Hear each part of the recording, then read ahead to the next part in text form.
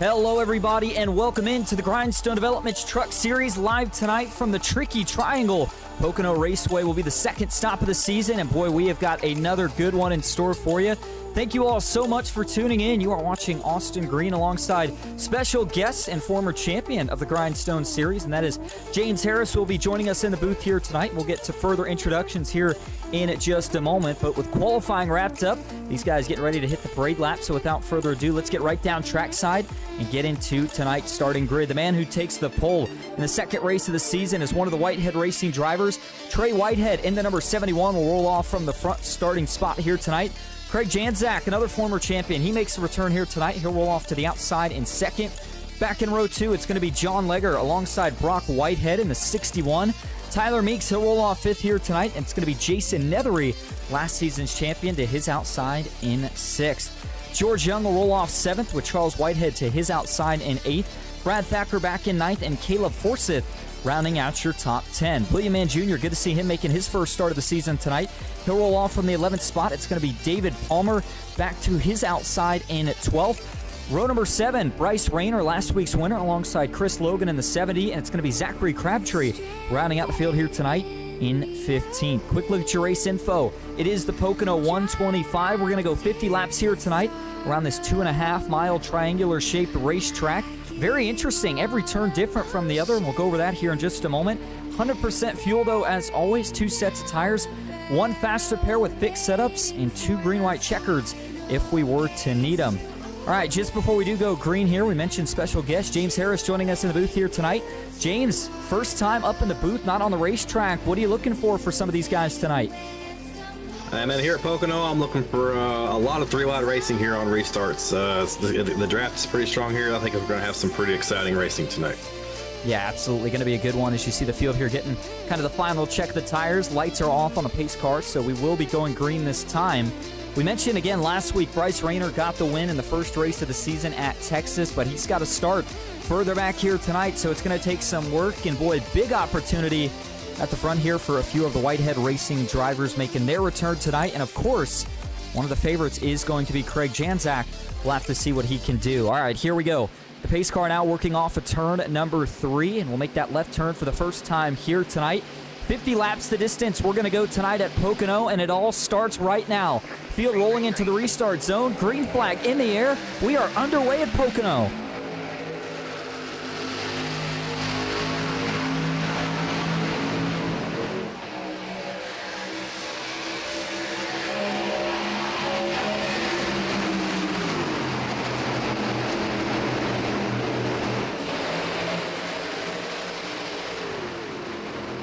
Two by two as they work off of turn 1 for the first time here tonight. Down the first of 2 back straightaways here at Pocono. Big run to the outside. That's Craig Janczak looking for the lead early. And he's going to take it down into the tunnel turn. What a move early from the number 97. Janczak out in front, but boy, they're still 2 by 2 further back. Yeah, Craig is one of those guys. He likes to take the lead as quick as he can. He likes to stay up front a lot, so I'm not surprised that he made that move early. Now, not too surprised at all. And right now, the 97 here wrapping the bottom of the racetrack. Already a couple trucks length lead as he works off of turn number 3. Single file now back through third. But, boy, I tell you what, James, this is going to be one of the keys, I think, here tonight is the long and wide front straightaway here at Pocono. We've seen trucks before be able to go 4 and 5 wide. And I think if we do have any cautions, restarts also going to be equally as important. But, man, still in the middle of the pack, 2 by 2 is Meeks. Man, looks like he got a little bit sideways there coming off of turn 1. Yeah, he did. I was watching John Legger there on that first lap, and he was in turn 3, and he smacked the wall on exit, which is very easy to do here, especially with the changes to the trucks. The dirty air is a lot more prevalent than it used to be, so they need to be real careful there on the exit of turn 3 tonight when they're in traffic.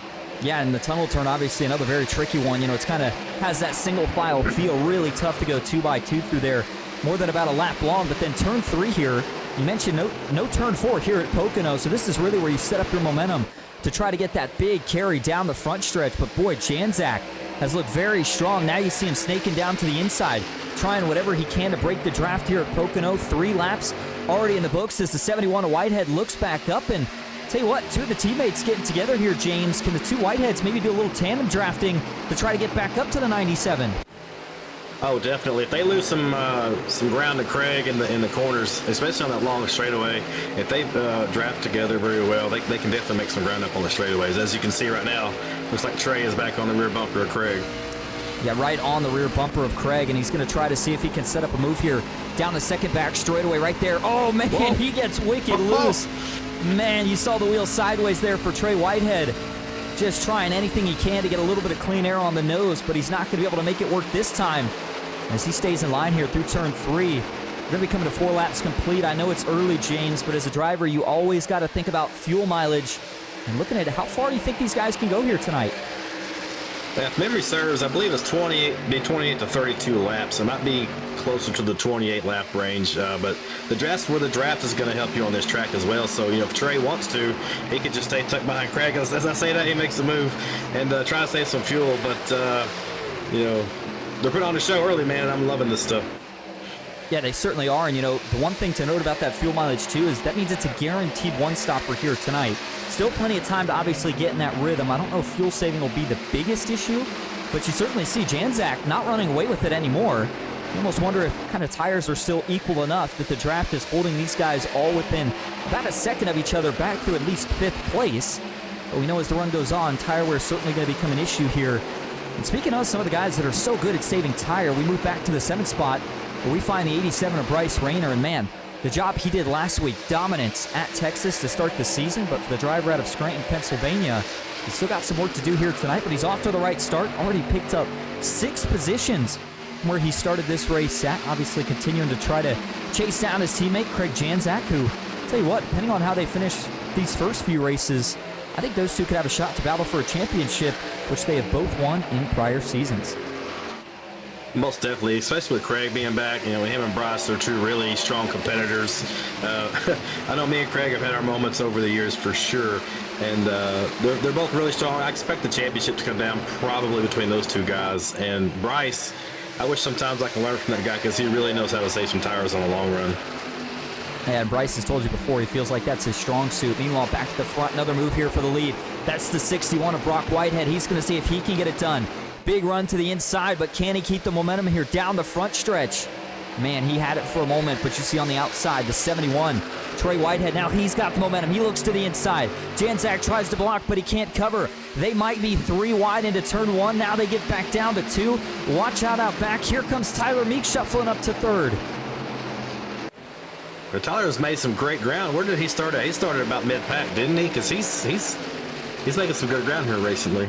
Yeah, he's picked up a couple spots from where he started this race at. So you're right, James. Meeks is on the move towards the front of the field. But, man, Janczak not content to stay second. He looked for a move right there, but I think he realized they were getting ready to go into the tunnel. We talked about that's not the best spot on the racetrack to try to make something happen. So he'll have to set it back up here, likely for a run down the front stretch. But, you know, that was an interesting setup. And I'll tell you what, James, I thought for sure when the 71 worked with Janczak down the front stretch, he was just going to stick to second. But he almost used that move to get enough momentum to get himself an opportunity to go for the lead. And, man, Clean Air definitely seems to be viable here tonight as the 71 is now pulled out to about a 3-truck length lead as we have now completed 7 of 50 laps here tonight at Pocono.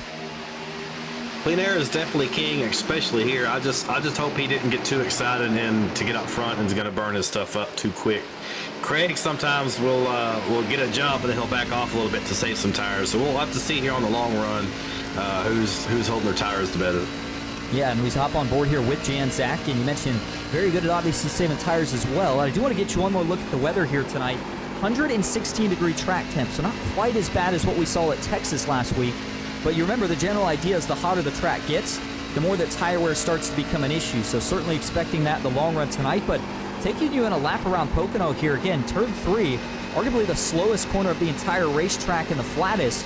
But boy, once you get down the straightaway here, a lot of drafting similar to what you would see at a Daytona or a Talladega. That's why you see the 71 Whitehead trying to snake around, doing whatever he can to break the draft. He doesn't want Janczak getting to his back bumper.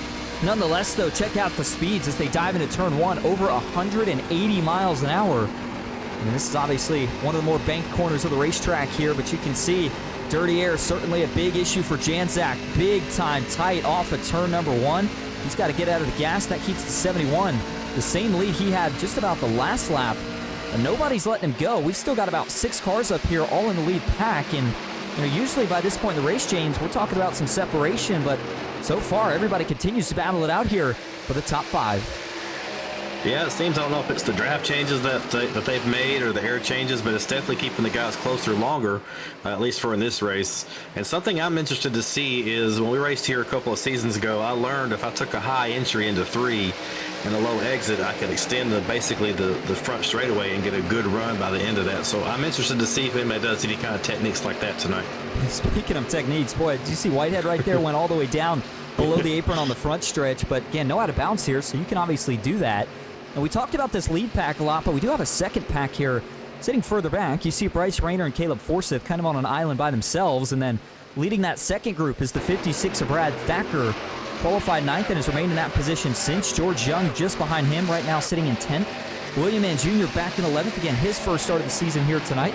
Looks like he's got a different paint scheme on board. Good looking yellow and green sun drop paint scheme with 29, and then just behind him, the third and final Whitehead racing driver in the field tonight, and that is Charles Whitehead.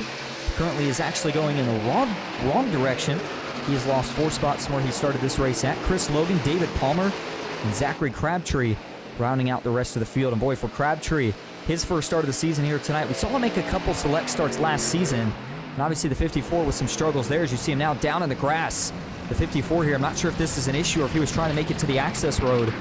Looks like he'll get on there without incident. No caution, but certainly something to catch the eye of a few other drivers as Crabtree is indeed going to take it to the pits. We'll get an update on that in a moment, but back up front, still about 5 to 6 trucks deep here, all battling for that lead position. Janczak, though, continues to work here, and, you know, James, you alluded to this earlier, but I'm still so curious as to what the mindset right now is if you're Janczak. Do you kind of go all out here and decide you have to try to grab this lead, Or do you continue to maybe see if you can save a little tire and wait for this 71 to maybe fall off as we go later into the run? Man, it's kind of a catch-22 because you can do a couple things right there where Craig is right now. You can save some tires and not push it too hard and still maintain a good safe distance away from him with the draft. But then again, you're also going to be in that dirty air, which is going to cause that right front tire to burn a little harder, a little faster if you get a little too anxious with your driving. So it's, the clean air is king, but we'll see how he does. I think knowing Craig the way I do, I think he's just kind of just biding his time right now. I don't think he's pushing it very hard. Yeah, it might be. And we want to give a shout out to Craig for carrying an onboard camera for us here tonight. See him working in the sim. Laser focused, and here at Pocono, just about as much as it is wheel input, if you will, it's also about throttle input. So easy to get the truck out of shape. Especially, I would say, correct me if I'm wrong here, James, but we already saw a couple of guys struggling through the tunnel turn. Seems like you get the left side tires down below the apron, and the truck just not a big fan of that. And even right there, boy, look how loose Janczak was. He gets the run, though, to the inside. Is he going to make a pass for the lead going into 3? Oh, we got Brock coming down low, taking it 3 wide. Oh, my goodness. Brock Whitehead. Wow, that was very, very brave, if you will. Yeah, what a move indeed. Janczak, though, fighting back on the outside. The 71 and a few others getting to the wall. Now they're going to zigzag down the front stretch. Janczak trying to break the draft.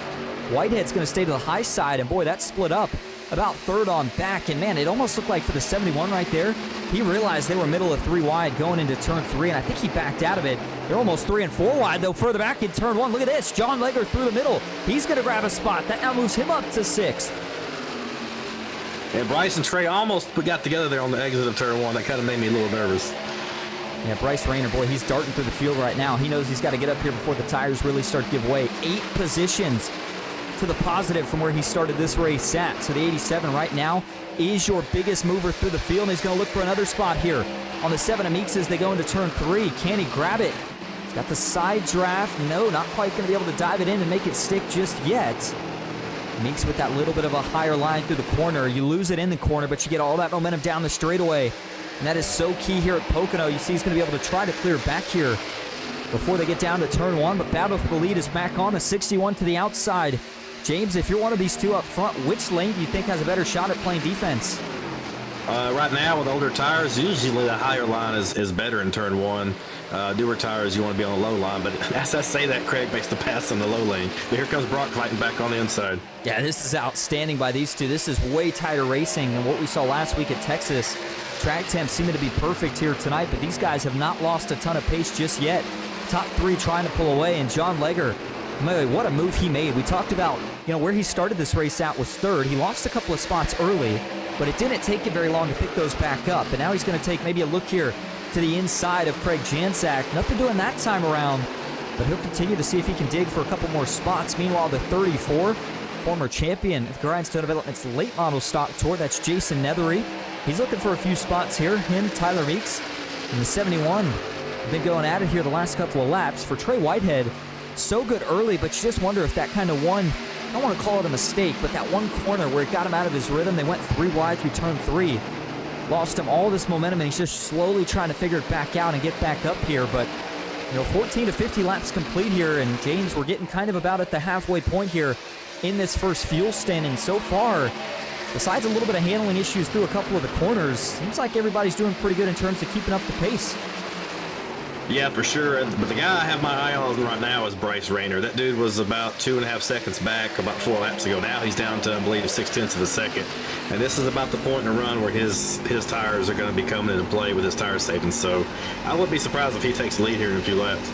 Yeah, and we take an onboard view look here for Bryce Rayner. Shout out to him for also carrying an onboard view for us here tonight. And this much smoother trying to get back into the throttle on exit of the corner. It's so tempting as a driver to just get that truck going as soon as you can, even if that means you're sliding the back tires around. But, even if Rayner was able to save a little bit of tire at the start, it can make such a huge difference late.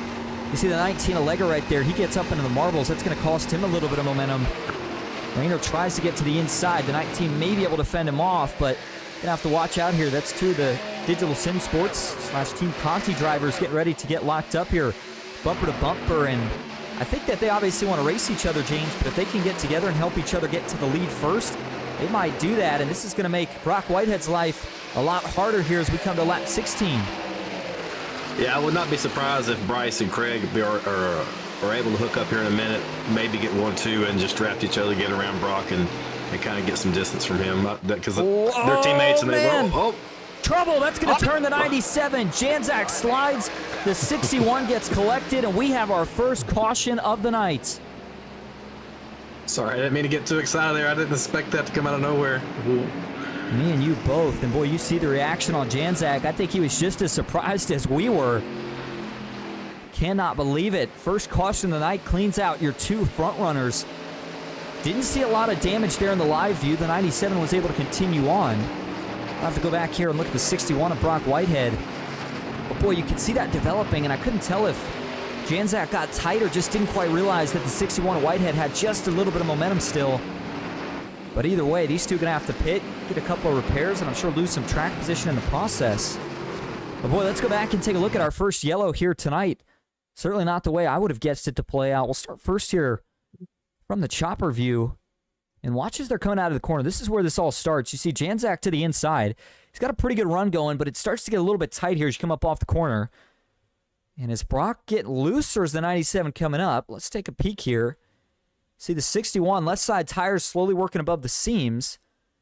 Boy, that's close. I'll tell you what I think happened here, James, and you let me know what you think. I don't think that the 97 came up egregiously. I think this was more so he was expecting the 61 to be further up coming out of the corner there than what it looked like Brock was. And I don't think Brock was really coming down, but again, if you're the 97, you're thinking he's going to kind of naturally slide up the racetrack. Just didn't quite do that. And as a result, you saw the 97 make a little bit of contact there with the left front, and as soon as that happened, these two got hooked together and just couldn't really get off of each other. Yeah, initially it looks like Brock might have got a little loose in that high lane. I'm trying to watch his in-car, but he doesn't.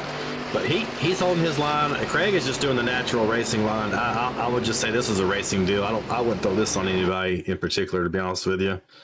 Yeah, certainly looks that way. And we're going to go actually look at the onboard view here for Brock Whitehead. And notice here coming out of the corner, yeah, I see what you mean. Almost kind of a thought that maybe he did get loose. But yeah, it certainly doesn't really look like it there from the cockpit view. And then once Janzak comes up, go ahead. I almost wonder if Craig just thought he was clear, and because it was just a few inches. Craig might have just thought he was clear and just wasn't. Yeah, it could have been exactly it, and maybe even I was going to dare to say the slightest bit of netcode, but I don't think that was the case. Janzak does do a good job though there. You see how quickly he realizes it and gets that wheel hooked about as far left as he can go. This would have been probably about a 90-degree hit into the outside wall for the 97 had they not kind of prevented the initial contact. But once Whitehead gets into the wall, obviously nowhere to go. He bounces off of it. And when he collects the 97, they both go for a slide. But, the other part to look at with this, James, is obviously, boy, very lucky for a lot of drivers near and around this wreck that did not get collected. Most notably here, I was looking at the 34 of Jason Ethery. Check out his onboard cam here. He goes just past this as it happens. And, boy, as a driver, this will catch your attention. Watch him and both Tyler Meeks here.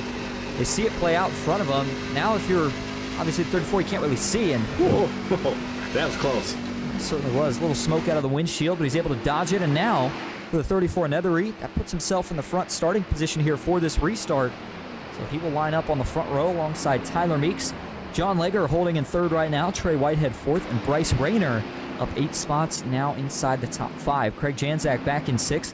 Brock Whitehead 7th. Caleb Forsyth 8th. William Mann Jr. back in 9th. And it's Brad Thacker rounding out the top 10. Well, this is an interesting time for the caution.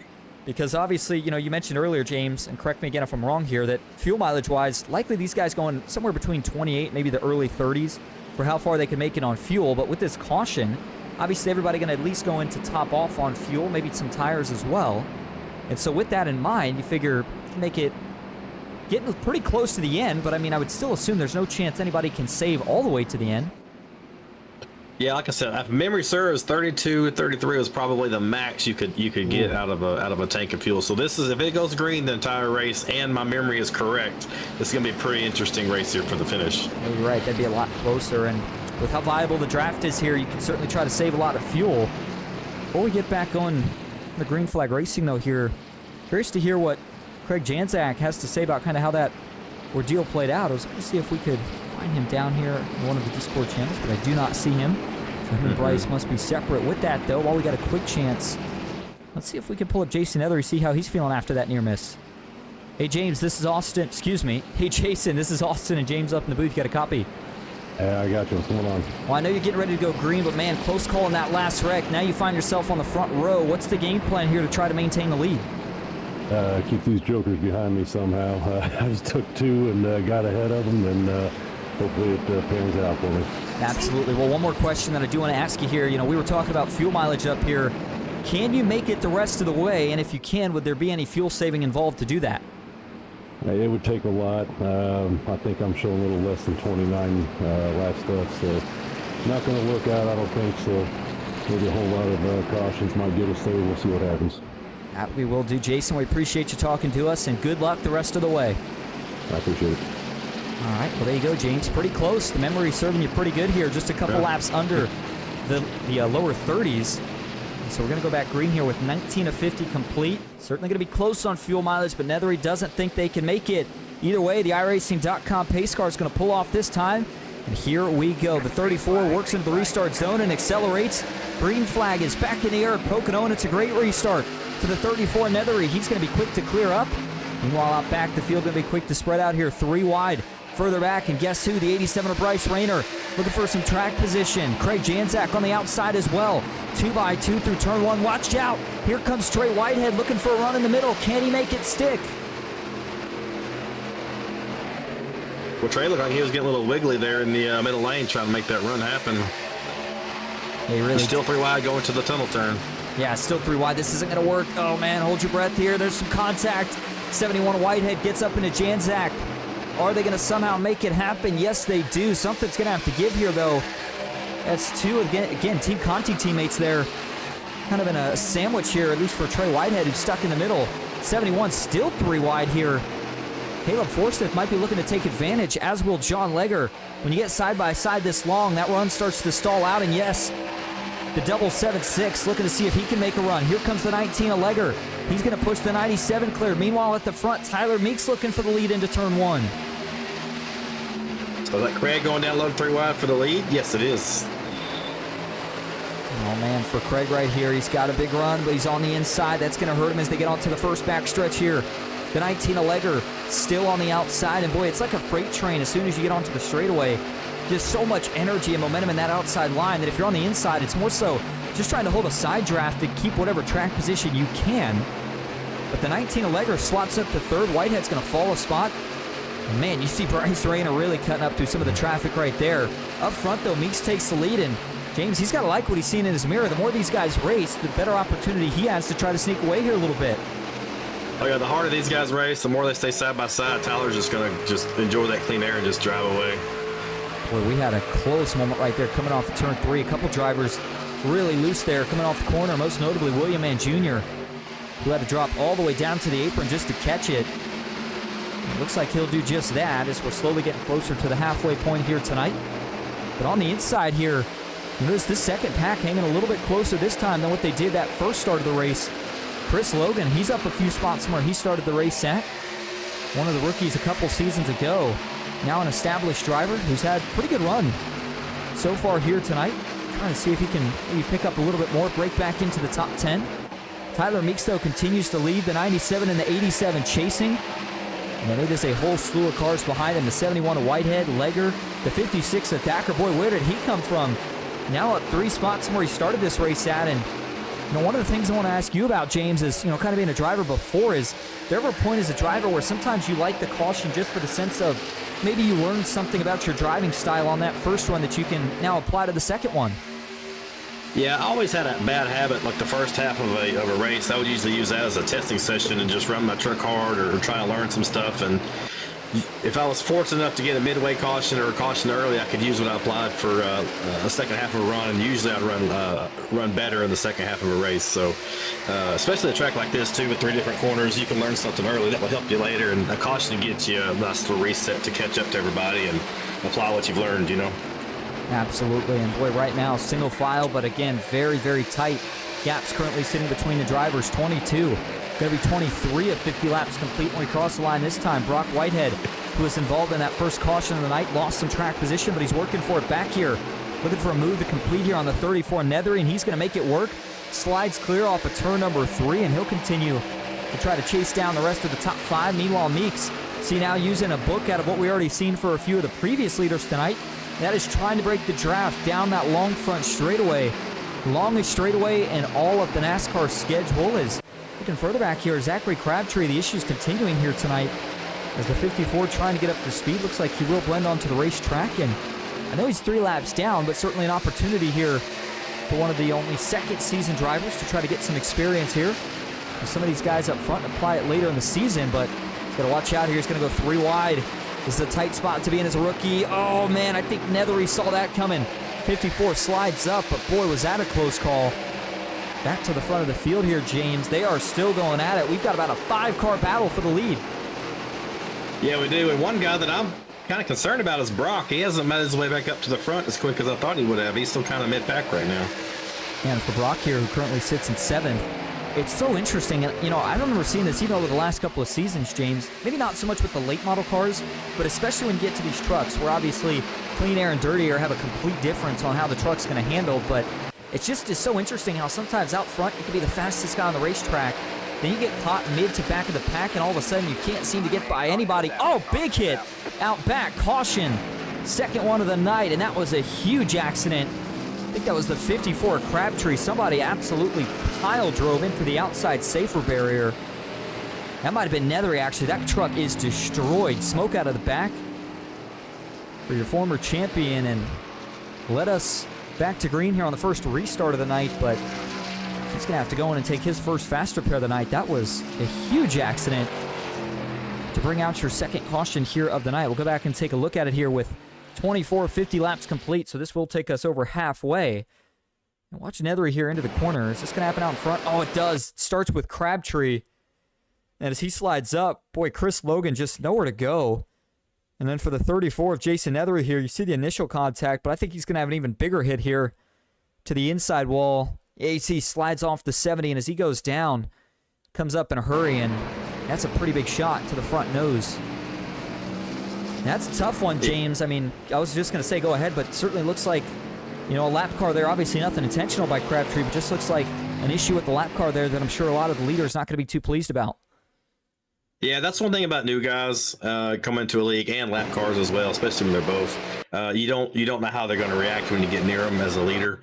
You know, guys that have been around the league in a while, you can pretty much predict how they're going to act and react if they're a lap down. And watching it here, it just looks like he come down a little bit and man come up, and they just made contact and that spun him around. And Nethery and these guys behind him had nowhere to go. Yeah, and it almost looked like, too, like he may have checked up there mid-corner and caught some of these guys off guard. It was William Mann Jr. who initially hit him, but watch it here again. This is the onboard of Crabtree. Listen to the throttle. It's hard to tell. It certainly didn't seem like anything out of the ordinary, but again, my only guess there would be that maybe William Mann Jr. I think William gets tight. Yeah, the 54 running a little bit of a slower exit. William Mann Jr. not expecting that. At the same time, gets in the gas a little early. Truck gets a little tight. As he goes up the racetrack, just really nothing that Crabtree could do. So, you know, at the end of the day, James, you know, I know we're sitting here obviously talking about that, you know, new guys and lap cars can obviously be a bit of a factor, but for Crabtree there, I don't really think he did much wrong. I mean, he's out of the way. It just looks like he was out of the way, and rewinded it back a little bit. You can see, man, he puts his left front tire on the apron right on the corner entry, and that gets him out of shape. I think that washed him up the track a little bit. He just chased it up and unfortunately hit Crabtree. I don't think Crabtree did anything wrong there by any means. Certainly not. Give you one more view of this here from the chopper cam so you can see exactly what we're talking about, and I'll play this in slow motion for you here. So again, watch the 54 here. He's running high, and actually we'll back this up even further because I do want to show you what James is talking about, because that plays a significant role. When you get that front splitter onto the apron, it tends to shoot the truck up the racetrack, and as they're going into entry, yeah, you called it exactly right, James. Just right there, just gets that left front, maybe just barely the left rear tire on the apron, and then he starts to chase the truck up the track just a little bit. The 54 running a little bit of a slower high line, and once that contact occurs, Chris Logan nowhere to go, but certainly the 54 and the 34 here look like got the brunt of this one here, and got to feel, obviously, for Jason Nethery and a few others here that are going to have some recovering to do after that one. The 34 with the biggest damage, though. You do get that one fast repair in your back pocket, James, and you know, now that we're over the halfway point, I got to think if you're Jason Nethery, you're not necessarily feeling too bad about using it, but obviously it's always about bigger picture, especially at this point in the season. And so one thing that I would say is, go ahead. I'm sorry. Yeah, with about 20 laps left, you're in the second half of the race, obviously, but you've already used that fast repair. We've only had 2 crashes, but as you've seen here, they're racing in packs. They're not really getting a lot of separation. So I would probably still be just a little nervous that I already had to use my fast repair with, just under half the race left to go. But just drive careful. You should be okay. That's a very fair point. Lining back up for another restart here. Got at least one more parade lap as you see the light still on the pace car. But Caleb Forsyth, how about this? He's up 9 spots from where he started this race at. He's going to line up on the front row here alongside John Legger. Brad Thacker is up 6 from where he started. He'll line up 3rd. Nethery back in 4th, and William Mann Jr. in 5th. Then it's George Young, Bryce Rayner, Trey Whitehead, Brock Westmoreland, and David Palmer all rounding out the top 10. Brief update on what points look like after the first race of the season. Bryce Rayner is currently your points leader at the moment. Randy Sample 2nd, but didn't make the race here tonight. Neither did Harley Barletta, so those two obviously going to drop in terms of points positioning. But then you had John Legger 4th. And with the night he's got going on, certainly a big opportunity for him. Jason Nethery was 5th. And Tyler Biggs currently sitting 6th in points after the first race of the season. So we're getting ready to go back green here tonight. And with 24 laps remaining here in tonight's action, we'll see these guys go green the rest of the way. Everybody's inside the fuel window now, James, which as a driver, some guys like it, some guys don't, but it certainly always feels like it was kind of a part of what would flip that switch as to, okay, I know I can make it on fuel, so it's all about how do I want to position myself here to try to go get a win at the end of this thing.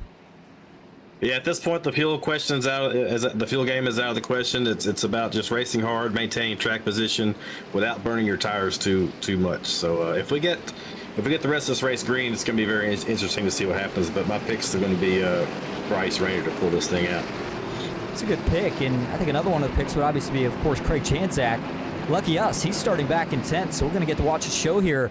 Look for the 97 and the 87, for that matter, to be really aggressive here on the first couple of laps. That's where we've seen the most moves and most passes be able to get made. So we'll have to see how they decide to go about it here. But 56 of Thacker, Forsyth, Legger, even William Mann Jr. I mean, the top 4, big opportunity for all these guys here in just the second race of the season to either get potentially a win or a really good finish. And try to get yourself in that points battle. All right, here we go, working off of turn number 3. And if you're looking for turn number 4, you're not going to find it because we are at Pocono Raceway. The Grindstone Developments Truck Series now coming to 23 laps to go here at Pocono. Green flag back in the air. This time it's a better restart for the outside. John Legger with the big time jump. He's going to try to get clear of the 776. And he can't do it just yet, but they fan out 3 wide further back. George Young stuck on the bottom. Here comes the 71 of Whitehead up the middle. Thacker trying to fend him off, but they are still 3 wide back for 5th going through turn 1. And William Mann was involved in that last crash. He's up in the top 4 right now, racing for the lead.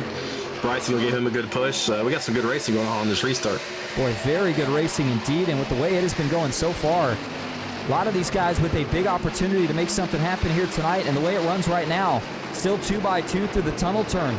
Oh, watch out. A couple drivers getting a little loose and a little tight coming out of the tunnel there, but everybody keeps it together. Still 3 wide, but now it's Forsyth. Oh, trouble, big hit, almost up in the air. Caution is out, and this could be the big one here at Pocono. As the field scatters through the grass, it looks like most of them are going to be able to recover it. But the 29 of William Mann Jr., after getting a little bit of air there going into turn 3, he's got major damage there on the left front of his truck.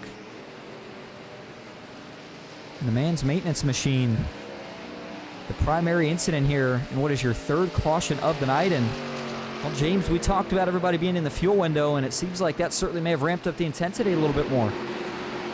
Yeah, everybody knows that they don't have to save fuel anymore, and the guys that were a little farther back are racing hard to get up there. And watching what I can see here, just like maybe a bump draft might have gone bad. It got William Mann out of shape a little bit, and he come down on Caleb, and that's what started this whole deal. We'll go back and show you that here on replay. Start first from the chopper view. You see the bright green and yellow sun drop machine there. That's the 29 of William Mann Jr. And mentioned this push out back. The 87 Rainers trying to get him clear, so he gives him a shot. And ooh, boy, I'll tell you what that looks like too from the chopper view.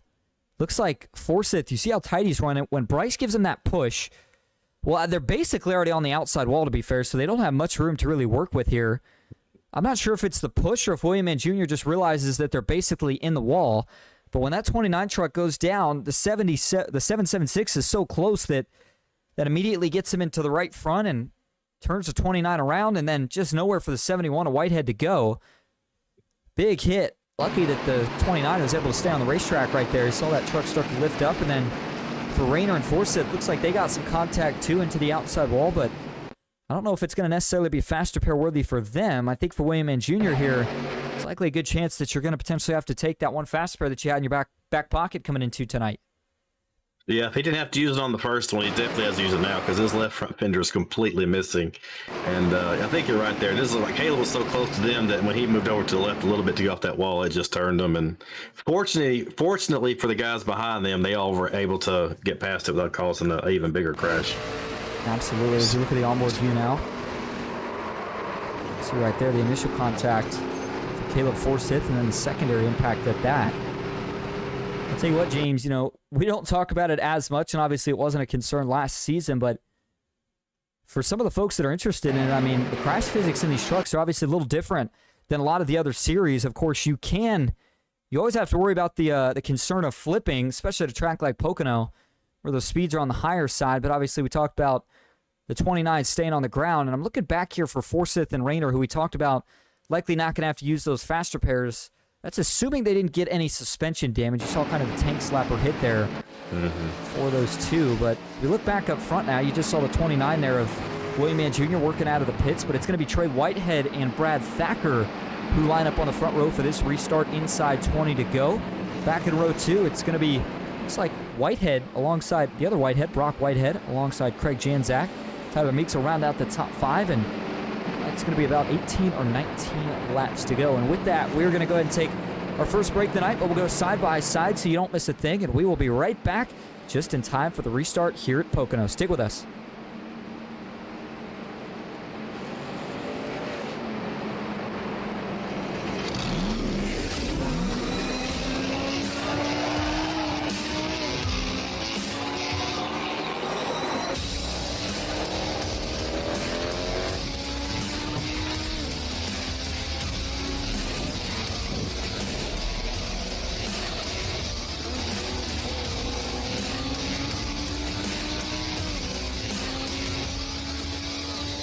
I played a couple of simulators, and this was like very responsive, especially the hydraulics and stuff, the motion and stuff was really, really on point. But you feel like you're really driving, it feels real.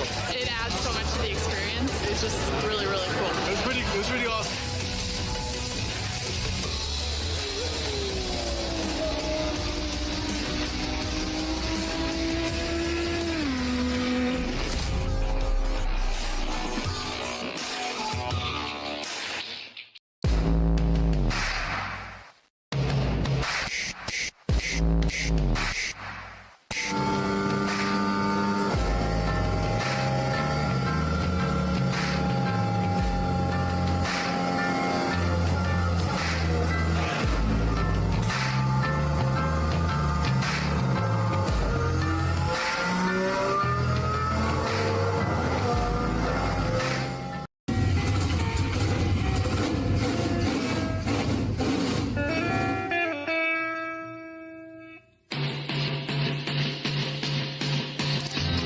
Green flag is in the air. We are racing.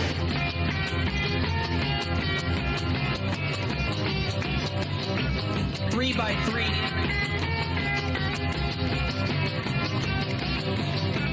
Almost no trouble. Around goes Alex Hill. On into the outside wall goes Hill. They're wrecking big time out back. We're not going to throw a caution.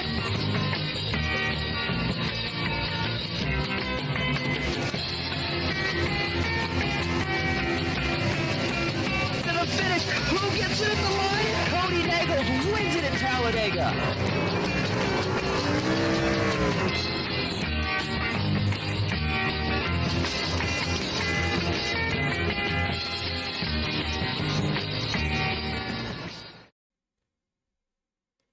Welcome back to Pocono Raceway with the Grindstone Developments Truck Series. Now going to get ready to go back to green flag racing.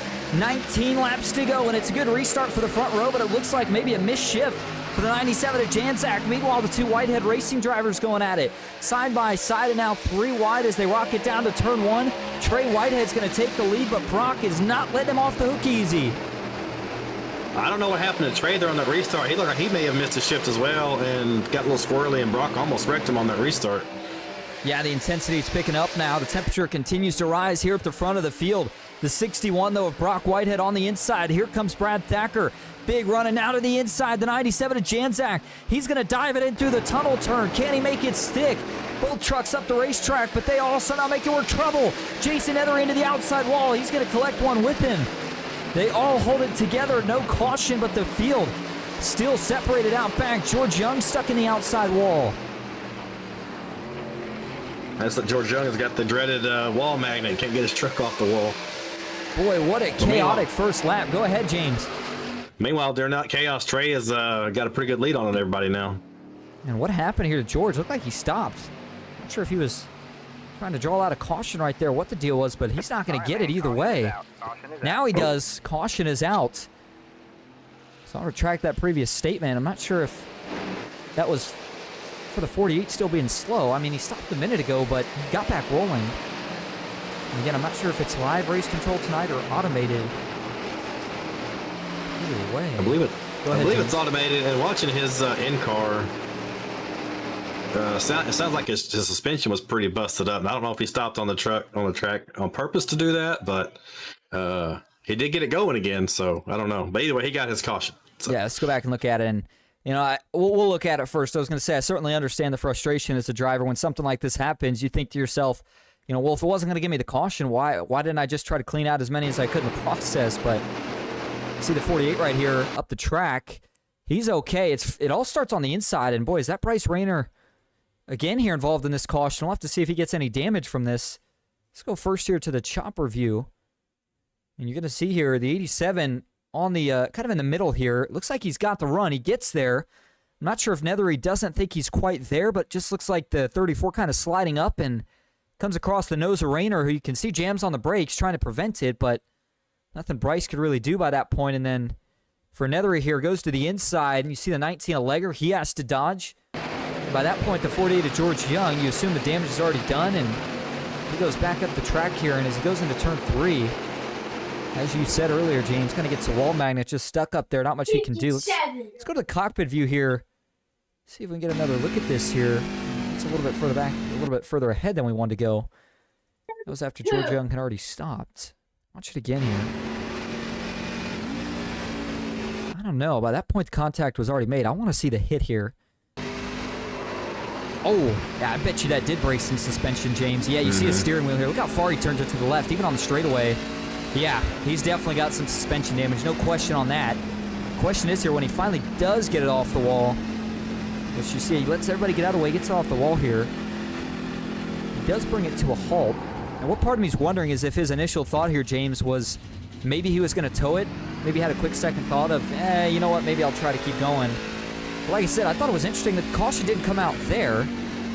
Comes out about right here. Yeah, there you see the pit light switch, so I'm not really sure. Certainly an odd one there for iRacing, but what this is going to do is bring in a lot of pit stops. Here we go. Final one potentially tonight.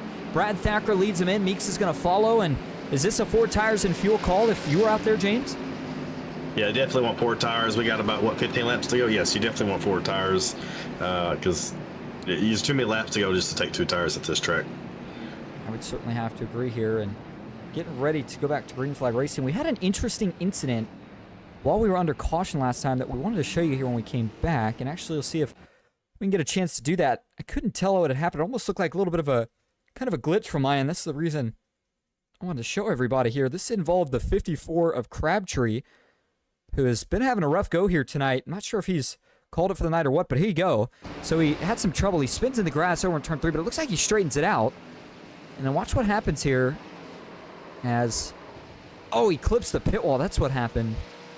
So that's where he got the major damage. That was just before we went back to green flag racing last time.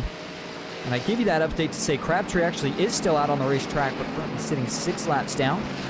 Jason Nethery in the pits at the moment as well. But for this restart, looks like it's going to be Whitehead, Janzak, and then another one of the Whitehead racing drivers all inside the top 3. But boy, Trey has kind of been on a bit of a roller coaster here tonight. He's had some speed early. He's been missing a little bit of the speed through the middle, but it seems like he's found it again here late. Curious to see kind of how he's feeling right now as we get ready for what could be the last restart of the night. So we're going to pull him up here. And James, I know you've been in this position before. You got any specific question that you want to maybe see if Trey Whitehead here's got a got some opinions about. Hey, Trey, James, how you doing? Hey, what's up, James? Hey, you've been kind of up and down tonight. You got about 14 laps to go here, so what you got to do to close this thing out, man?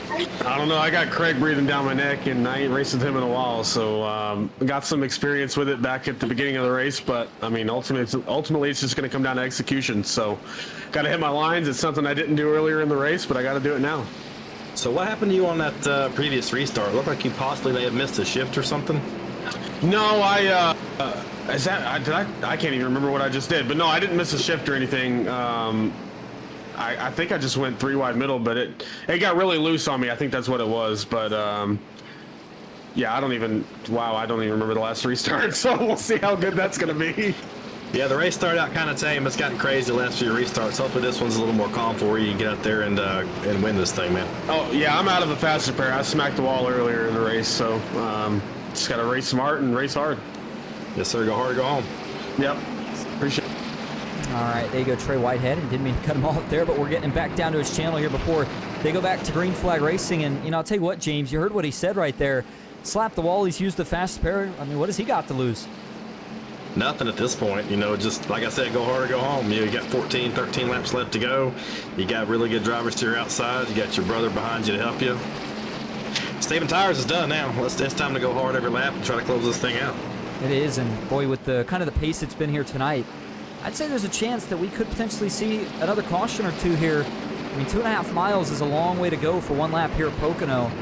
This thing is certainly not over just yet, and maybe 14 here when we get the restart, but still got a lot of fast guys here spread out through the pack. Meeks, he led some laps earlier tonight.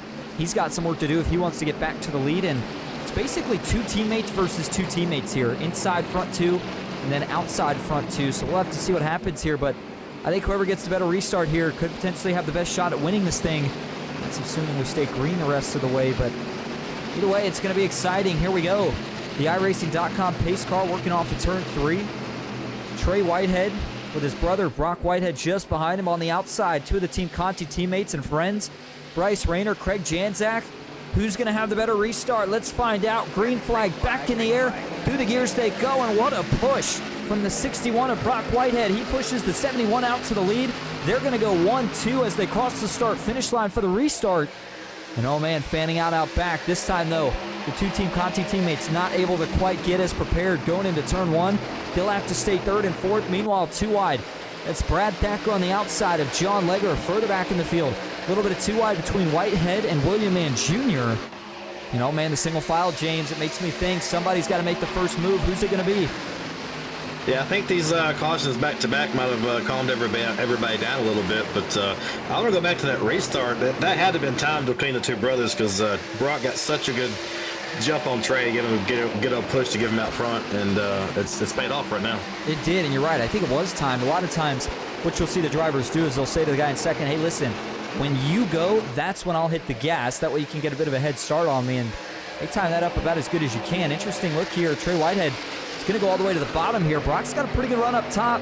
Got to be careful here if you're the 71, but it looks like he still has about a truck lane clear. And if you're the 87 and the 97 here, it makes me wonder if they're thinking about trying to set up kind of a double move here where they both get a spot, or if they're going to have to pick them off one at a time. Bryce Rayner watching out now as the 56 of Brad Thacker. First drive right on those fresher tires. Maybe making use of those right now as he looks to the inside.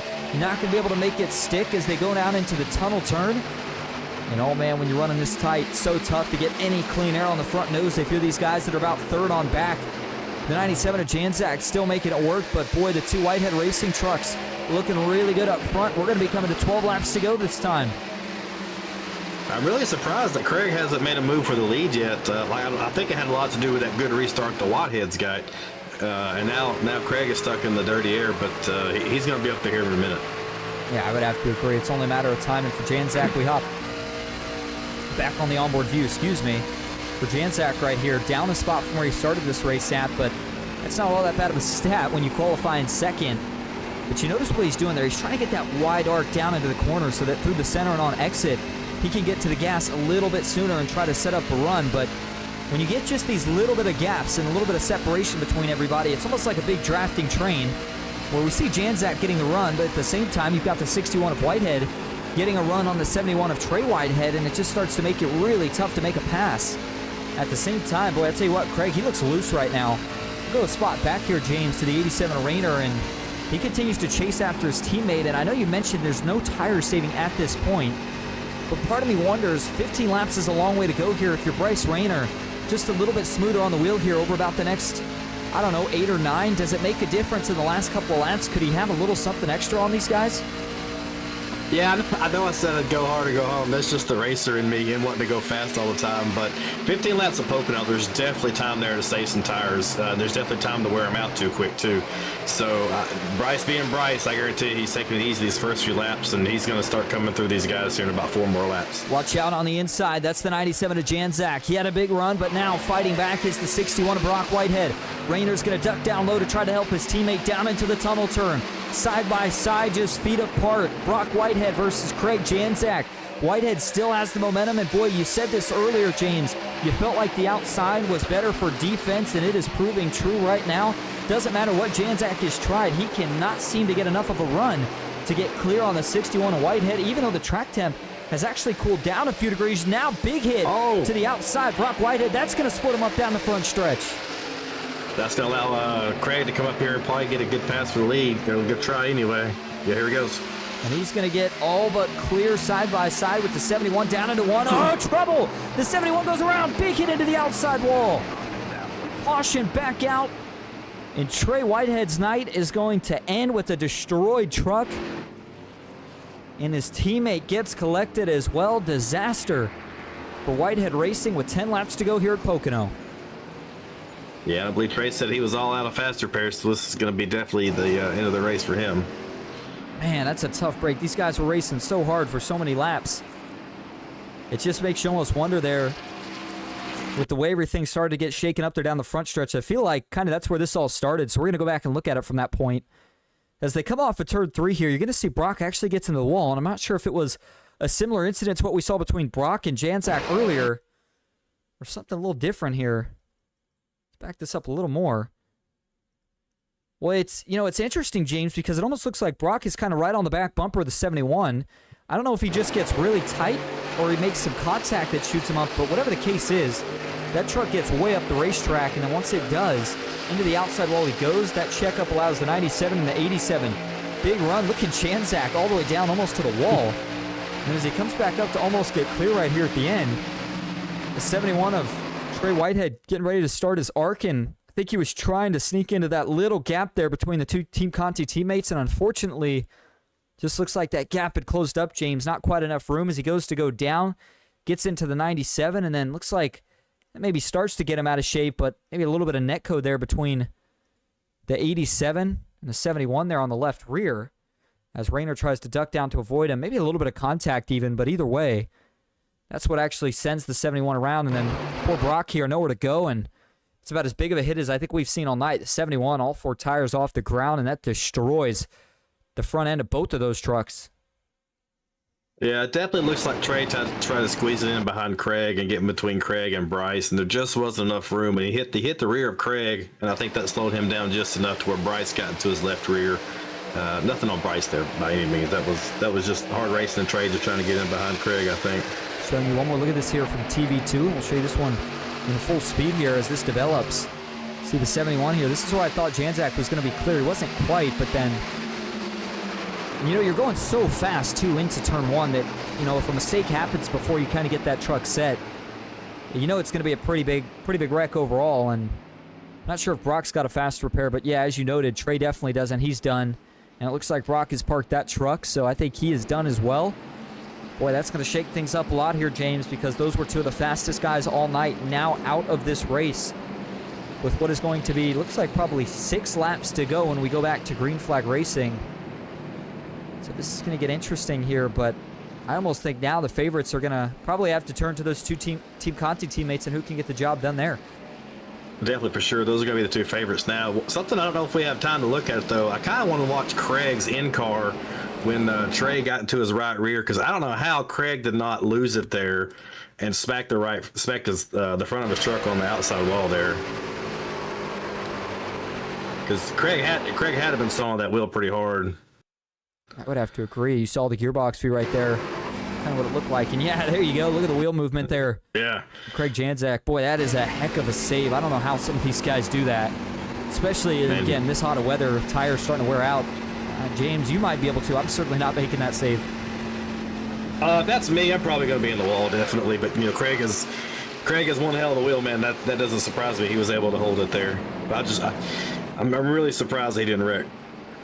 Absolutely. Well, a very impressive save indeed. That's going to now set us up once again for about a 6-lap shootout here at Pocono. It has been a little bit more caution-filled than I think a lot of drivers anticipated coming into the race here tonight. But the racing itself has been so phenomenal that, hey, I'm not complaining. And if you're just tuning in, you are, of course, watching the Grindstone Developments Truck Series. Tyler Barnett says I should be back next week. So, looking forward to seeing Tyler then. And it'll be, again, 6 laps to go. Just before we go back green here, I'm going to go ahead and take one more quick break. And if you're watching at home, go get yourself a drink of water and meet us back here. We are going to have a good one all the way to the finish, trying to find out who's going to win the second race of the season. And we'll do just that when we come back from Pocono.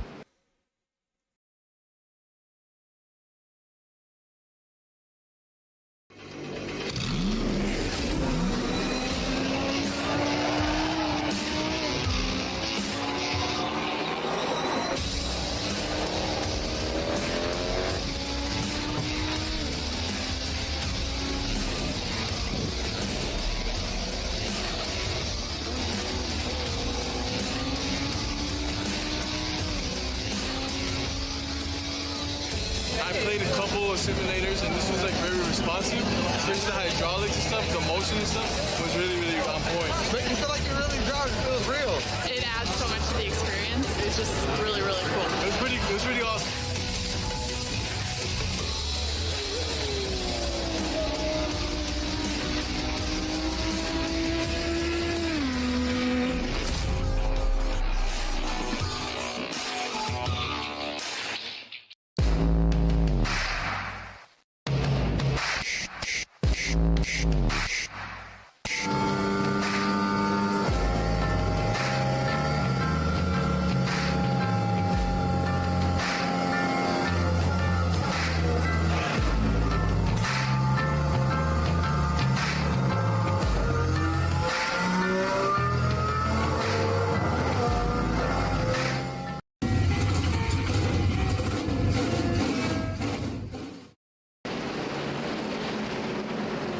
Welcome back to Pocono Raceway. Just before we get back to green flag racing, if you're looking for more PGR eSports action after this, we will have a PGR 500 recruitment race coming up. You can enter for a chance to win a free entry to the 500, or you can watch that race on PGR eSports. I believe we have one of our other guys that will be broadcasting it. Either way, make sure you go check out the PGR eSports Discord. As for tonight, we have still got a score to settle. 2 of the Team Conti teammates on the front row, restarting with 6 laps to go. Green flag back in the air at Pocono. This time it's a good restart for the inside. Bryce Rayner quick to jump up in front of his teammate Craig Janczak. They're going to lead the field down into turn 1. Now we do have Tyler Meeks back up near the front, and he was running good really early in this race, so he may be a sleeper here at the end of this thing. Meeks definitely the dark horse pick at the moment, but he is battling hard with the 56 of Brad Thacker. And again, I believe Thacker is on a little bit fresher tires than these guys, but the big question is, does he have enough time or even resources to take advantage? You see those 2 up front actually doing what I thought we'd see from a lot of the teams up tonight, and that was a little bit of bump drafting here, not necessarily racing each other yet, as they try to create just a little bit of separation between themselves and everybody else. But Meeks fighting back. He wants to get that 3rd position back here. The 7 looks to the inside of Brad Thacker going into turn number 3. And if you're Meeks here, you're going to have to wrap the bottom and slide clear. Oh, he starts to slide up, but he's not going to make it work. The 7 of Meeks step to the inside. Meanwhile, further back, looks like they're now going to go side by side for 7th. That's Charles Whitehead and John Legger going at it. If Meeks is going to have any chance to win this race, he's going to have to figure out a way to get by Thacker as quickly as he can. But at this point, it seems like Thacker may be quicker because Thacker's looking at a move, making a move on Bryce right now. Yeah, and through Thacker here, the biggest priority to have a chance is you're going to have to separate those 2 up front. If they can stick together, I think there's just too much momentum here down the straightaways to be able to get past both of them in one go. But, oh man, Thacker really dove it in deep right there, trying to maybe get to the outside. That's not going to work either. He'll tuck back down in line as they head towards turn number 3, but the 97 of Janczak out in front and looking good at the moment. He's got about a 0.2 of a second lead over the 87 of Bryce Rayner. We're going to be coming to 4 laps to go. Quick reminder that the race is not official until we get the white flag, and we are still 3 laps away from that. Janczak, though, trying to pull away here a little bit. Yeah, Craig's got a little bit of a lead now. Bryce looks like he's a little bit farther back than he was. I don't know if he's just trying to wait to make his move or what, but I expect him to probably pull up here pretty soon. We only got, 3 laps to go? Yeah, going to be coming to 3 laps to go next time. And yeah, $1 million question is, when do you make that move if you've got enough left to make it? I think for Bryce Rayner, I'm still a big fan of either making that move heading into turn 1 or trying to make that move heading into turn 3. I don't really think you can make it happen going through the tunnel besides the first lap or 2 of a restart. But for Janczak, I mean, with as far out as you get out in front here the last couple laps, even only a couple trucks length can be enough to just try to play with the air and make that 87 get a little bit tight for a lap or 2 so that he can't catch up. The 56 of Thacker really going for it. You can see that truck sliding all over the racetrack. He is trying to find something. The 7 of Meeks, though, with another big run here, and if he dips to the inside, that might be all it takes to potentially keep these guys at bay from catching the leaders. Yeah, Craig has the clean air, and Craig being Craig, he's really good at taking the air away from the guy behind you, and that's something I've been working on myself the last several months. And if he keeps giving Bryce that dirty air, it's going to be hard, even with the draft, for Bryce to get up there and make a move.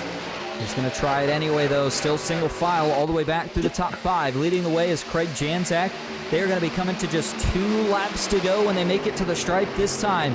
Janczak trying to win his first race in his first start of the season. Teammate Bryce Rayner trying to go 2 for 2 to start the season. Looks like Thacker got in the wall a little bit behind him on that previous turn, but it looks like he's gathered it back up, and he's close to Bryce, but he just can't get close enough to make that move, it doesn't look like. Getting close, but boy, I just don't know if he's got enough time left. 2 laps to go. Just 5 miles remaining here at Pocono, and for Bryce Rayner, still trying to chase down his teammate, the 56 of Thacker. He's close, but if he doesn't get by the 87 this lap, I don't think he's going to have a chance at the 97 for the rest of the race. Thacker really trying to make it happen, though. You see him looking to the inside right there again. Can't get there. Oh, man, a little bit of contact there to the outside wall. I think that was Caleb Forsyth. It just got a little bit on the high side. Tyler Meeks, though, still in the fight. This could be a very interesting battle for who captures that final podium spot here tonight. Oh, was that a little contact to the 87 Rayner, the 56 of Thacker, trying to make something happen, but that ends up costing him more time. Janczak loves what he's seeing. 0.3 of a second now, the gap as they head through turn 3, and they'll be coming to the line to see 1 lap to go. Yeah, at this point with that gap that Craig has on Bryce, it's going to be tough for Bryce to make that ground. That contact from Thacker didn't help either one of them for sure. No, it did not, and we are official now. White flag in the air, just 1 lap remaining here at Pocono Raceway as the field rockets towards turn number 1 for the final time here tonight. It is now just a 2-man battle between the 97 and the 87. Janczak versus Rayner. One's got a win so far this season. Both have won championships in seasons prior. Who's going to get it done here tonight? Tyler's making another move on Thacker there, but he just doesn't have the momentum to make that pass complete. Can't complete it yet, but there's still 2 turns left to go. Meeks will continue to battle Thacker for the lead. Some battling out back, but up front, Rayner's got one more shot. Thacker gets into the wall. But how about this? For Bryce Rayner, he wins the first race of the season. But for Craig Janczak, wasn't allowed the last couple of seasons, makes his first start back tonight. And what does he do? He goes out and gets the job done. Rayner looks to the inside, but it's not enough. Craig Janczak wins it at Pocono. Man, Bryce made a hell of a move there on in turn 3. I thought he was going to have it. He did. Boy, he came out of nowhere as they were at big time out back. First, it's in the catch fence. Boy, what a win for Janczak. And a great finish for Bryce Rayner as well. He takes home second tonight, and Brad Thacker will round out your top 3. Good job holding on there at the end for the 56. I mentioned him getting into the wall there down the short chute headed towards turn 3. I'm surprised he was able to hang on, but certainly going to help him in terms of the point standings.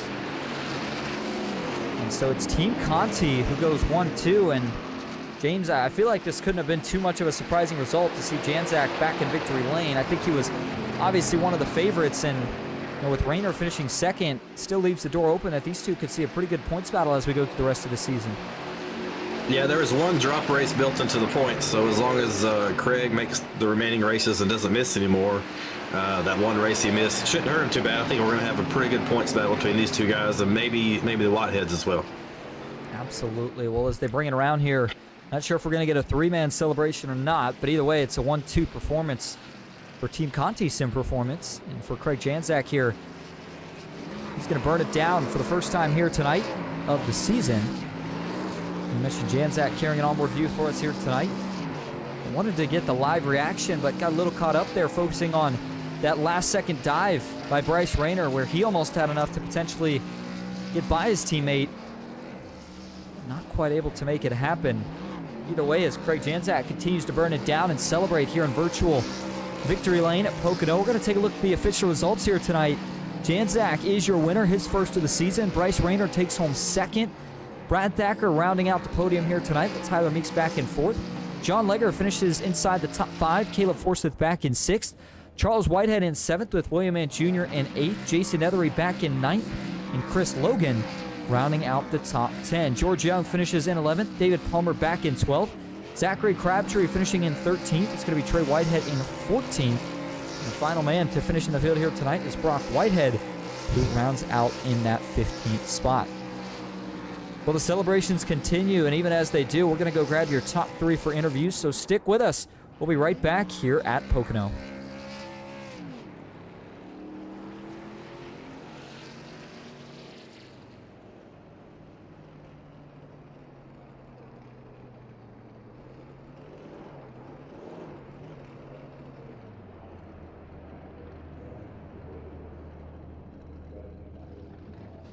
Welcome back to Pocono Raceway. Going to kick things off first here tonight with your race winner, and that is none other than the 97 of Craig Janczak. You can pull him in here and see how he's feeling after his first win of the season. Hey, Craig, this is Austin and James up in the booth. You got a copy? Hey, gentlemen. Good evening. How are we doing? Good, man. Your first race back in over a season, and boy, you pick up right where you left off. First win of the season, but boy, you had to work for it here tonight. Tell us a little bit about the battle at the end, and boy, that last-minute dive from your teammate, we thought he may have had a chance coming to the line. Yeah, I definitely thought he had a chance. It's so good to be back, man, in a place where really I got my iRacing footing. I really appreciate Tyler Meeks for welcoming me back with open arms when he took over here. So really thankful for that. And yeah, I mean, a really fun race out here. I hate what happened with Brock and I. We just got glued together there early on, and I didn't think that he was going to be still coming down in the corner. So that was fully on me. But we talked real good there, and I thought Bryce was going to stick it in there and make it stick too, because he's got such a better feel on the right front in these fixed setups than I do. And I figured he may have been able to pull one over on me there. But I think I got to the gas maybe half a tenth faster than he did. And it was enough to carry the momentum on the high side down here to the checkered flag start finish line. And the rest is history there, man. Yeah, absolutely. And, you know, James was mentioning here as you were doing your burnouts that there is one drop race this season. So, obviously, if you are able to make the rest, it could be a really tight points battle between you and your teammate. Of course, the 87 of Bryce Rayner. But looking ahead here at the schedule, we've got an interesting mix of tracks coming up. But, obviously, as you look towards next week, we are going to be headed to Legacy, Michigan. How do you feel about your chances there to potentially go back-to-back here in the early season? That feels really fun, man. We'll have a good shot there working together with Bryce and anybody that wants to tag along there, because that's going to be draft important too, and probably by the end of it, it's probably going to be high side dominant too. So we'll see how that boils down. That always makes for a really fun race here in these series, and yeah, with the draft keeping us together like that should have another fantastic finish. I'm looking at the schedule here now, and a lot of tracks kind of with that vibe. You know, you work with people at Indy and you work with people at Daytona and Atlanta, of course. And then we got some short tracks sprinkled in there too to test the left foot as much as the right. And it's a nice schedule. I really like that. And kudos to the admins here for putting together a great one. Absolutely. Well, Craig, we appreciate you talking to us. Before we let you head out here tonight, is there anyone you want to thank or shout out after your first win of the season? Yeah, huge thanks to Bryce, of course. He worked really well here with me as always, and I'm glad we were able to do that. It felt nice to have that back. And huge shout out again to Tyler Meeks, the whole admin group here as well. I think James, I think you're still part of the admin, and William Mann and Thacker and all those guys that do all the work here for that. So huge kudos to them and all the viewers out here on PGR eSports. It's good to be back and talking with you again, Austin. I feel like it's been like a year, man, but it's nice to have good quality coverage of a good quality league, and that's where we're at. Absolutely. And Craig, once again, we appreciate you talking to us. Congrats on the win, and hopefully we'll see you next week at Michigan. Yes, sir. Thank you. Cheers, boys. There you go. All right, and that's going to set us up now to get ready to move on here to your second place finisher. And for Janzak, boy, he sounded about as excited as someone would be winning their first race ever. And that was not only his first win, maybe first win of this season, but we talked about he's a former champion, so he knows how to get it done here. And speaking of guys who know how to get it done here, that brings us to your second place finisher here tonight. The 87 of Bryce Rayner. James Harris stands by with him. Half a lap to go. Hey, Bryce, congrats on your second place finish tonight. You had quite a bit of an up and down race tonight, started in the back, and in typical Bryce fashion, you saved your tires and worked your way up to the front before all the chaos started. So how do you feel about your run tonight? Yeah, I certainly had an up and down day. It's good to finish where I finished, but I think if it panned out any other way, I probably wouldn't have finished P2.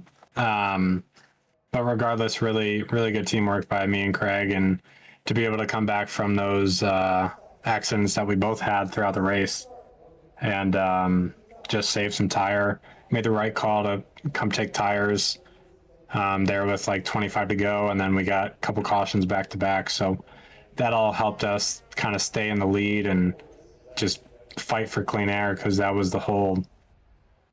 was huge tonight, especially in Pocono. You can't really do anything or create runs with dirty air. You would just have to use your tires up a little bit more. So clean air was king.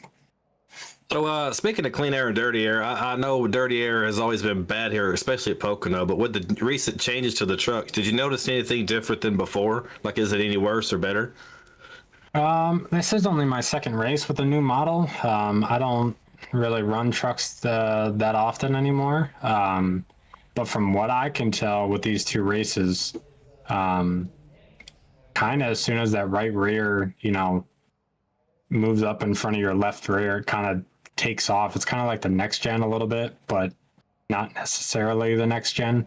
It's got its own pros and cons to how the truck performs, but with that truck in front of you and just take the air completely away, that's where the most struggle comes from. But if you're able to stick your left front, out in the corner, or how my line was working in turn one was great.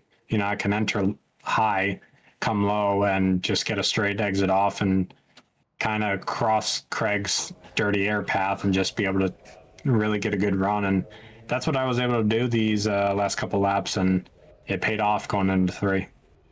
It definitely seemed that you were doing a good job dealing with the dirty air, and it obviously seemed like clean air was really king tonight. Anyone that got out front seemed to run quite a bit faster than anybody else. I cannot let you go without asking you about this turn 3 last lap dive, though, man. We thought you were about to pull this thing out. I was over here losing my stuff, trying to keep myself quiet so I didn't interrupt Austin. Can you tell me about that last lap turn 3 there? Yeah, I'm gonna have it up right here.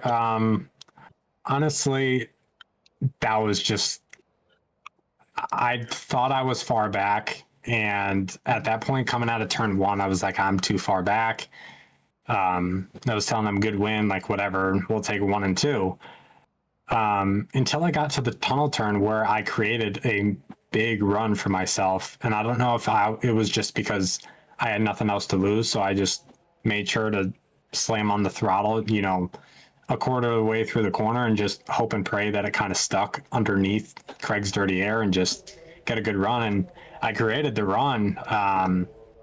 Just unfortunate because when I did make that move, I thought I was good and I was able to get to the throttle quicker. But as soon as we got to the curb and I started coming up like a little bit, I didn't want to take him out either, or have like netcode take him out. So I just kind of,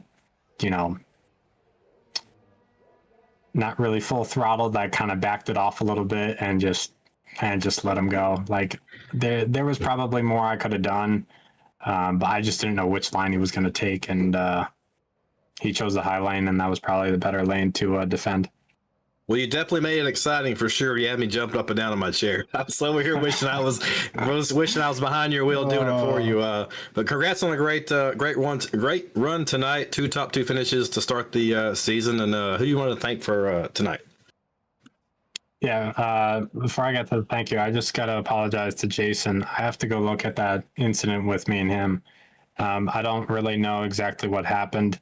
From my standpoint, I saw a hole and I was coming up off the corner and then it kind of closed up. So I don't know if, I was too late, too early, and then I backed off and he came up. I don't know. So I'm going to have to take a look at that. But overall, thanks to Grindstone Developments, PGR eSports, Austin, James, you guys up in the booth for putting us on the air, for family, friends, everybody who tunes in and watches. I know we got a couple people from our road side of things and road team that tuned in and watched and had a super fun time watching us. Thanks to all the admins, Tyler, Thacker, William Mann, they're all good admins. And James, I miss you, buddy. And then also Martin PC, Digital Sim Sports, Grid and Go, Team Conti Performance, everybody who helps me on those kind of things, oval, roadside. It's super fun. And yeah, James, you better get your butt back in here sometime. You'll see me a couple times this season, I promise. But again, congrats on the finish there, Bryce, and we'll see you next week. All right, sounds good, James. Thank you. All right, now that is going to bring us now to what is your final podium finisher here of the night, the man who takes home third, and that is none other than the 56 of Brad Thacker. Brad, this is Austin and James up in the booth. You got a copy. Hey, what's up? Well, you finished on the podium here tonight, and I'll tell you what, seemed like you had a shot there at the leaders early on in that final restart. What more do you think you would have needed to get past the 2 Team Conti trucks? I don't know. I could catch them in the tunnel turn pretty easy, but the tunnel turn kind of lane, so I don't know how I could have got around them unless I just shoved them out of the way, and I wouldn't do that. Felt like over Bryce Rayner was little Enos there holding Craig's hat. Yeah, they're just a little bit faster in the 1 and 3, and I could catch them in 2, but I couldn't. So it just took a miracle. Well, it's flat tires, maybe. Well, maybe, but it still ends in a good night for you, finishing in that 3rd spot. And, looking at the point standings coming into this race here tonight, you were sitting in 4th. A couple guys that were inside the top 4 missed it. And so actually, I want to take that back. Points have been updated, and it looks like the way it stands, you are now 4th in points after tonight. So you're still well in the championship battle. And I kind of want to ask you a similar question to what I asked the race winner tonight. We've got some tracks coming up that are a mix of more technical and a little bit more random wild card side. Do you feel like you've got a shot to maybe grab a win or 2 this season and potentially fight for that championship when it comes down to it? I'd have to look at the schedule. If we got Talladega or Daytona on the schedule, I got a shot. I'm like Michael Dow on a plate track. Anywhere else, man, Craig and Bryce they have the edge on me. John Legend, pretty quick too, and Jason Nethery. So I'll be up close to the front, but I don't think I'll be a championship contender unless some things go my way. I have to have a go on my side. Well, stuff certainly went your way here tonight. So before we let you head out to round up a good podium finish, is there anyone you want to thank or shout out? I want to thank Kevin Kirscher, buddy. Wish you were here. I don't know where you're at. Guess I better text you. But Grindstone Development putting on the show, and of course you guys sitting in the booth. And man, I guess that's it. My buddies at NPR for pushing me when I was on myself. Back here on the back stretch, they could have got around me, but Caleb or George or somebody give me a good shove when I needed it. So I appreciate that too. So, but other than that, man, I guess that's it. And Brad, we appreciate you talking to us. Congrats on the 3rd place finish, and hopefully we'll see you again next week at Michigan. All right, we'll see you there. Appreciate it. All right, there you go. Well, that's just about going to wrap up our coverage here tonight. But before we officially end it, James, looking at the race here tonight, it was a lot more of actual racing than what we saw in the first race of the season at Texas. Next week, we're off to Legacy, Michigan. And boy, I think for that track, we see more of the same. Is there any notes that you saw here tonight or that you take for drivers to maybe apply next week for one of these guys to get their first win next week? Yeah, next week at Michigan, it's going to be like a mini draft track. The draft is going to take effect more there than it did here at Pocono because you had the long sweeping corners. It's a big track, so I expect a lot more close racing next week that we had this week, some 2 and 3 wides. So it's going to be a lot of fun for sure. Certainly is, and you can catch it all here on PGR eSports. We'll be back next week and the rest of the season here for the Grindstone Developments Truck Series. As for tonight, as always, thank you all so much for tuning in. I hope you enjoyed, and until next time, have a good night.